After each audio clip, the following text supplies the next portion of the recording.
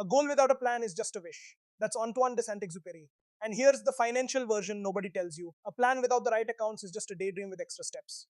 Let me paint you a picture and tell me if this is you. You have one bank account. Maybe two if you count the savings account you opened in college that has $43 in it and you forgot the password too. Your paycheck lands in checking and then it just sits there in one big undifferentiated pile. Rent comes out of that pile, groceries come out of that pile.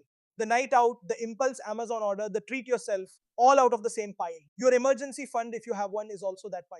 Your future, your retirement, your someday, same pile. It's all one account, one number, one blob of money that you're constantly watching go down and occasionally watching go up with no real structure underneath it. And here's what most people don't realize. That single account setup isn't just disorganized. It is actively structurally keeping you broke because money that lives in one undifferentiated pile behaves completely differently, psychologically and mathematically, than money that lives in a deliberate architecture of separate accounts, each with a specific job. The difference between people who build wealth and people who just survive often has nothing to do with income. I've said this before and I'll keep saying it. It comes down to architecture. The builders have a system of accounts that does the heavy lifting automatically. The survivors have one pile that they have to manage with willpower every single day, and willpower always loses eventually. Today, I'm giving you the exact three account architecture that separates the builders from the survivors. Three accounts every American under 40 should have that most don't. What each one does, why it works, and exactly how to set them up. My name is Slime Johnson. This is Slime's Wealth Academy. Let's go. If you're someone who feels like you make okay money, but it just evaporates, like you can never quite tell how much you actually have to spend versus how much you're supposed to be saving, make sure you hit that subscribe button and give this video a thumbs up if it helps you out. Because today we are fixing the root cause of that exact feeling. It's not that you're bad with money. It's that you're running your entire financial life out of a single account that was never designed to do the 4 different jobs you're forcing it to do. We are going to fix the architecture. And when the architecture is right, the discipline gets a whole lot easier. So stay with me. Part 1, the history lesson, the invention of the PL. To understand why most people run their money out of one undifferentiated pile, you have to understand that for most of human history, people didn't. The single account, everything in one place model is actually a recent and kind of accidental development. Let me take you back. Before modern banking, there was a system that worked shockingly well, and you've probably heard it called the envelope system. But its roots go back centuries to a time when people were paid in cash and had no choice but to physically separate their money by purpose. Here's how it worked, and it was beautiful in its simplicity. You got paid, and you physically divided that cash into separate envelopes, jars, or tins, each labeled for a specific job. Rent envelope, food envelope, coal for the winter envelope, and critically, a do not touch envelope for emergencies and the future. When the food envelope was empty, food spending was done for the month. The money was physically, visually separated. You could see exactly what each dollar was for. The architecture did the discipline for you. The Great Depression generation, your great grandparents, ran their entire financial lives this way. And out of brutal necessity, they became some of the most disciplined savers in American history. The personal savings rate in the 1940s regularly exceeded 20%. 20%. Compare that to today's rate, which the Bureau of Economic Analysis pegs at around 4% to 5%. Your great grandparents, who had a tiny fraction of the income and none of the technology, saved 4 times the percentage you do. So, what changed? Here's the part nobody talks about. Two things destroyed the envelope architecture. First, in the 1950s and 60s, the rise of consumer banking moved everyone's money from physical cash in labeled envelopes into a single abstract bank account. The separation disappeared. All the envelopes got dumped into one pile. And second, this is the killer, the credit card, which went mainstream in the 1970s, removed the last natural barrier. In the envelope system, when the envelope was empty, you physically could not spend more. The credit card erased that. Now there was no empty envelope to stop you. There was just a number and a way to spend past it. Here's what most people don't realize. We didn't just lose a budgeting technique. We lost the architecture that made discipline automatic. The envelope system worked not because those people had more willpower than you, they didn't, but because the structure itself prevented overspending. You can't spend the rent envelope on a night out if the rent money is physically in a different envelope across the room. Modern banking handed you convenience and took away your architecture. It gave you one frictionless pile and then acted surprised when you couldn't tell your rent money from your fun money, from your future money.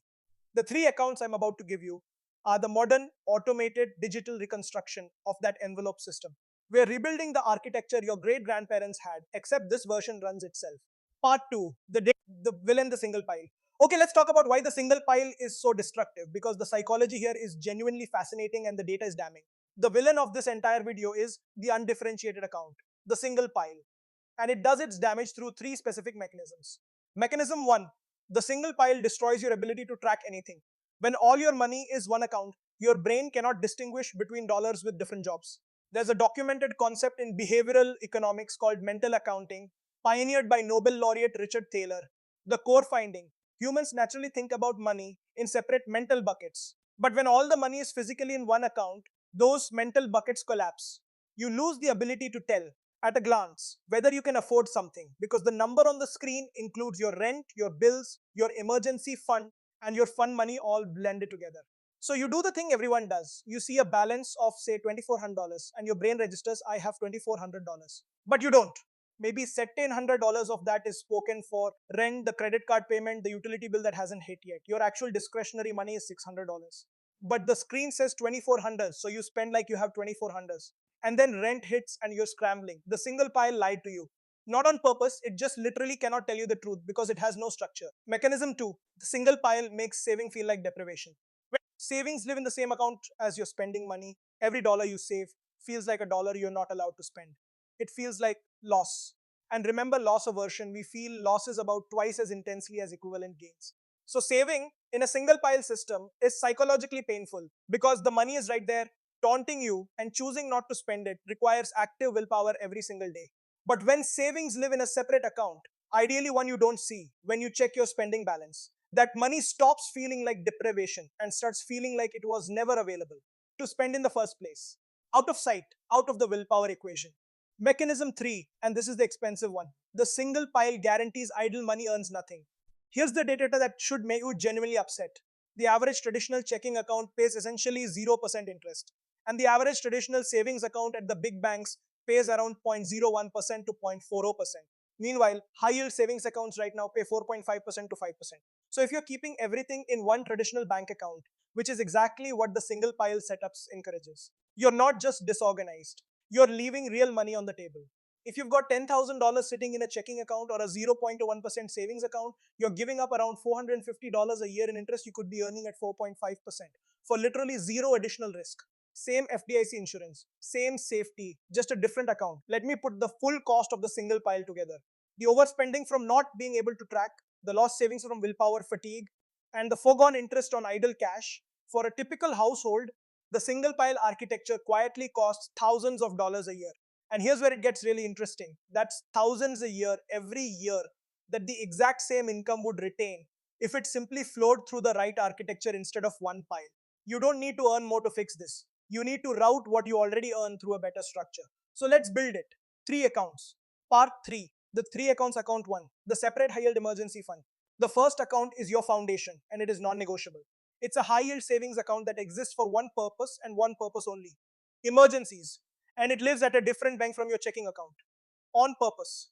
Here's why the separation matters so much. We've covered in previous videos that a huge percentage of Americans, over half by most surveys, can't cover an unexpected $1,000 expense. And the reason usually isn't that they never had $1,000.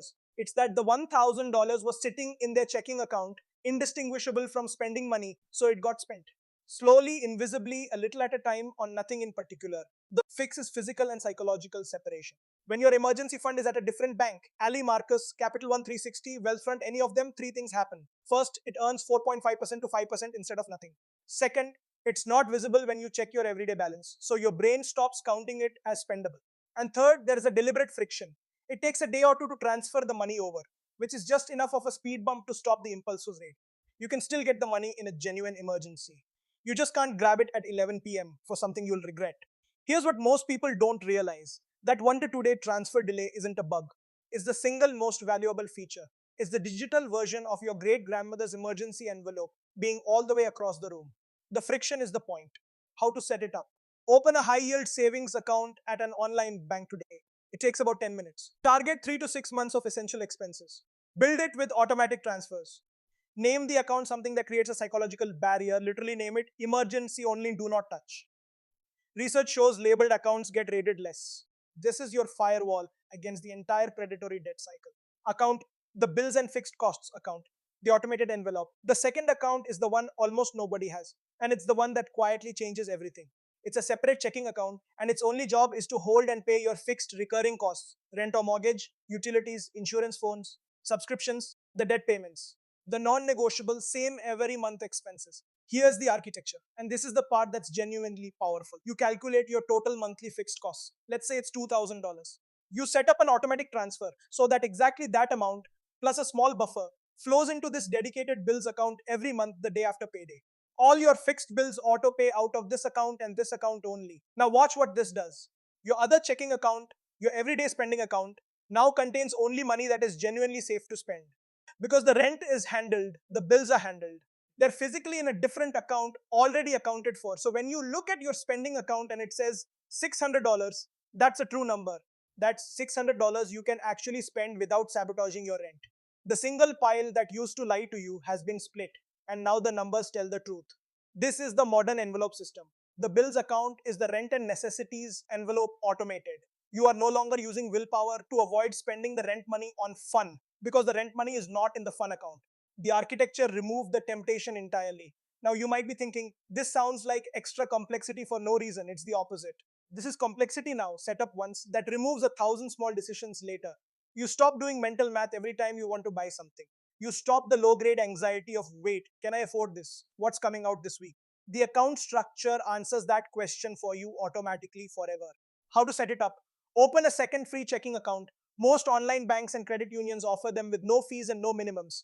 Add up every fixed monthly expense. Set an automatic transfer of that total, plus a 10% buffer, to land the day after payday. Move all your auto pay bills to draw from this account. Then leave your spending money, and only your spending money, in your original checking account. Account 3, the tax advantage investment account, Roth IRA. The third account is the one that turns you from a survivor into a builder. The first two accounts protect and organize your money. This one grows it. And the specific account I want most people under 40 to prioritize is a Roth IRA. Here's why a Roth IRA specifically. A Roth IRA is an investment account where you contribute money you've already paid taxes on, and this is the magic. Every dollar of growth comes out completely tax-free in retirement. For someone under 40, this is often the single most powerful account available for one reason. You're probably in a lower tax bracket now than you will be later, and you have decades of compounding ahead of you. All of that compounding growth, potentially hundreds of thousands of dollars, is shielded from taxes forever. Let me show you the number. If you contribute $300 a month to a Roth IRA from age 30 to 65, at the S&P 500's historical average of around 10%, you end up with roughly $1.1 million. And because it's a Roth, you don't owe a dime in taxes on the gains when you withdraw it. In a regular taxable account, you might owe tens of thousands, potentially over $100,000 in taxes on that same growth. The Roth wrapper alone is worth a six-figure difference over a lifetime. Now, let me be clear about the order of operations because this matters. Account 3 comes after you've got a starter emergency fund in account 1, and ideally after you're capturing any employer 401(a) match, because a match is free money you take first. But for money beyond the match, for most people under 40, the Roth IRA is the priority growth account. It's where your long-term money should live and compound. Here's the architecture tie-in. Just like the others, this account works through automation. You set up an automatic transfer, even $50 or $100 a month to start, that flows into the Roth IRA and gets invested in a low-cost broad market index fund. You don't time it. You don't watch it daily. You let the same automatic structure that organizes your bills also build your future. The money goes in before you can spend it, the same way the bills money goes out before you can spend it. How to set it up? Open a Roth IRA at Fidelity, Schwab, or Vanguard. It takes about 15 minutes and has no minimum to open. Set up an automatic monthly contribution. Invest it in a low-cost total market or S&P 500 index fund. Increase the contribution by 1% or a small dollar amount every 6 months. Then do the hardest and most profitable thing in investing. Leave it alone. Part 4, the present day, how the three accounts work together. Here's where it all comes together, and this is the part I really want you to see, because the magic isn't in any single account. It's in how they work as a system. Picture your paycheck landing. In the old single pile world, it lands in one account and you start the exhausting daily job of mentally rationing it with willpower until the next paycheck. In the new architecture, here's what happens automatically. The day after payday, without you touching anything, your fixed costs flow to the bills account. Your rent, utilities, insurance, phone, debt payments, all of it lands in the dedicated account it pays from. Handled. A transfer flows to your high-yield emergency fund until it's fully funded, then redirects to building beyond it. Protected. A transfer flows to your Roth IRA and gets invested. Growing.